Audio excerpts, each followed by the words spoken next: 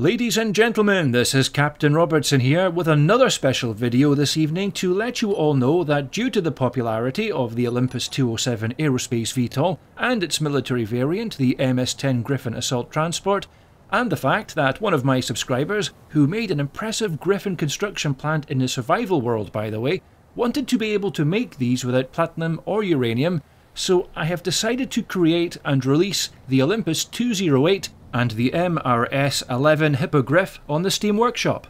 These craft are essentially hydrogen-powered versions of the 207 and the Griffin, so they can be built and maintained on the starter planets in Space Engineers, which, as many of you have seen, since the latest patch, most of the planets no longer have uranium or platinum spawning on them. That's right folks, to get those you now have to go into space and either mine the asteroids or land on a moon if it's just platinum you need.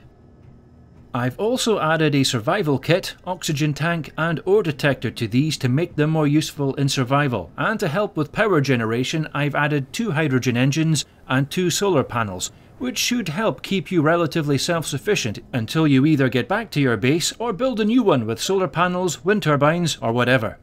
The good news is that the batteries will recharge pretty quickly if you're connected to a larger vessel or a base that's got an ample power supply. Just remember that the survival kit on board means that this thing only has space for 3 passengers now instead of 6, which means that it's going to be more useful for solo players or smaller groups of people playing together. But the good news is that the survival kit not only lets you refine stone into ingots and build the basic components that you can use to begin the construction of a base, but it also lets you recharge your suit's energy, refills your hydrogen and oxygen, and best of all, it serves as a respawn point, so it's ideal for being used as a temporary mobile base.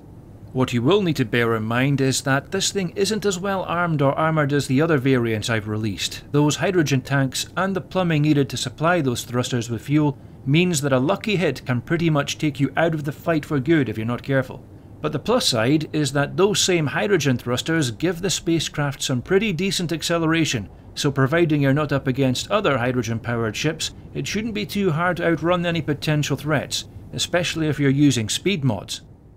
As with the Olympus 207 and Griffin, these vessels can still fit inside hangar bays that are 2 blocks high, but both of them now need the entrance to be at least 5 large blocks wide due to the increased size of the thruster nacelles. Just make sure that both craft are set to the vertical takeoff and landing mode when doing so, otherwise they just won't fit.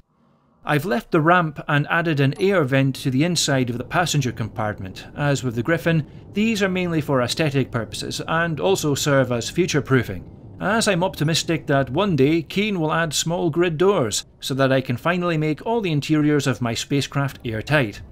Well, I can dream, can't I?